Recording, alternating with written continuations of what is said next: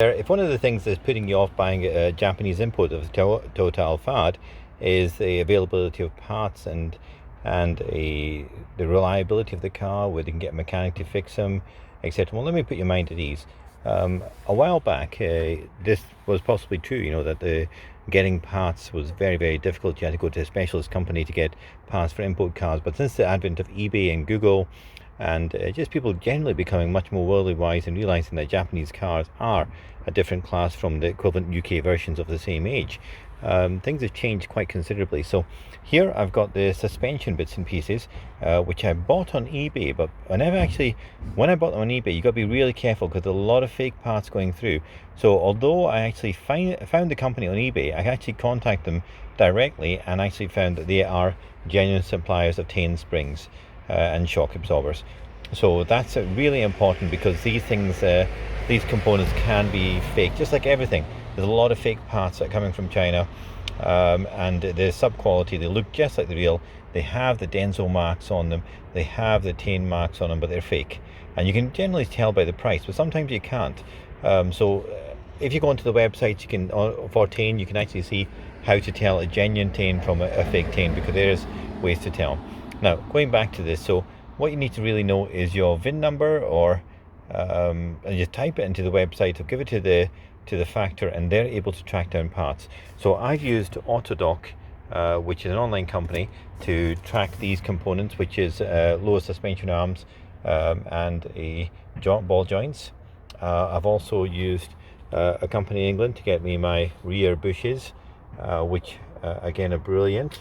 Nice and easy, just going to change the ride of the car, and over somewhere there's a crankshaft crankcase valve as well kicking around, which I've just recently had fitted to the car, and that's again a genuine Toyota part.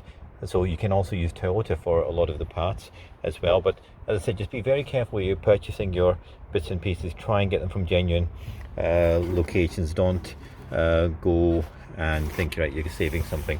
Also, make sure that the parts are going to fit your car, because that's why it's really good to actually use the VIN numbers. As for body parts, you go to body parts, panels like this rear tailgate, they can come in at about £400 second hand. So body parts are a slightly different ball game altogether, because they can actually be quite hard to get a hold of brand new, but second hand, yes, you can get them.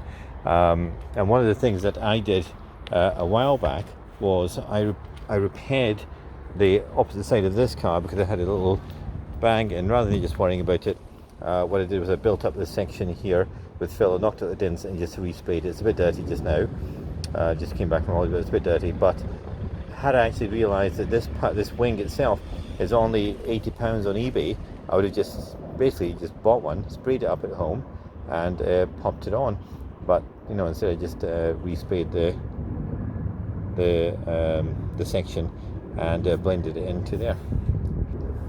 Mechanically wise, this 3-litre car has the same engine as that found in the RX300. It's the same engine, very, very easy to get the parts, and most of the parts will just be a simple switch with the RX300, so that just makes life a lot easier altogether.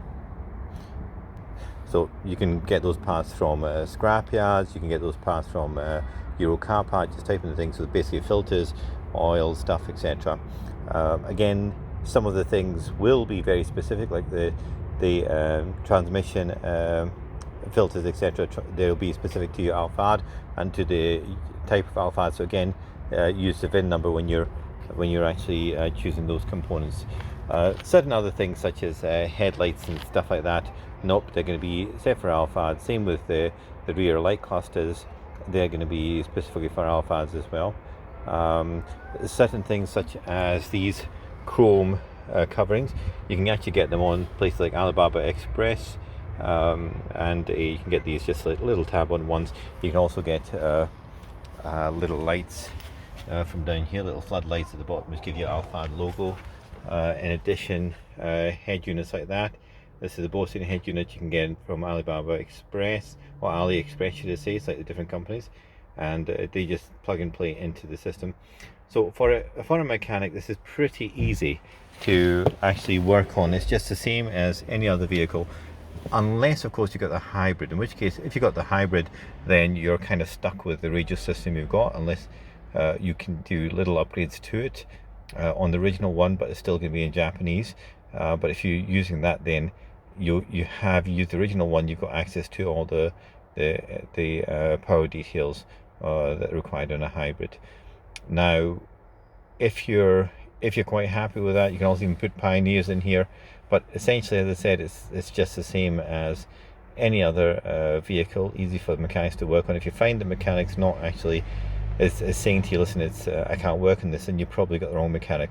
Find a mechanic who's quite happy to work on these. As I said, they're exactly the same as any other car. There's no alien technology. Just go in there, fix the problem, get in the parts. You might have to order them online from a place like Autodoc. Takes about 7 days, and that's why it's a great idea just to stay on top of problems before the problems actually become bigger problems. So that's why I'm replacing all the suspension, because it's been there for about, I think I've had that suspension for about 3 years on short springs, so it puts a lot of pressure on those original shock absorbers. So a good idea, just stay on top of things, make the repairs when you want to have the repairs, and that's pretty critical when you're dealing with cars which you can't just immediately just go up to the shop and say, could I have a Ford Focus drive shaft or something like that. Just plan in advance for failure, and make sure you service the car as well. Well, I hope that's helped you, and I really hope that this has actually made it easier to understand that these cars are not difficult to maintain. They're not very tricky. They're just like any other car, and I've had this 4 years. One thing I would say though is, if you're swayed between a Volkswagen and this, just take one of these for a test drive. Any of the models, 3 litres, 2.4s, etc., and you'll see that they drive remarkably well. And I hope that's been useful for you, and I hope this is going to be something that convinces you to get one of these vehicles. Brilliant. Take care. Bye.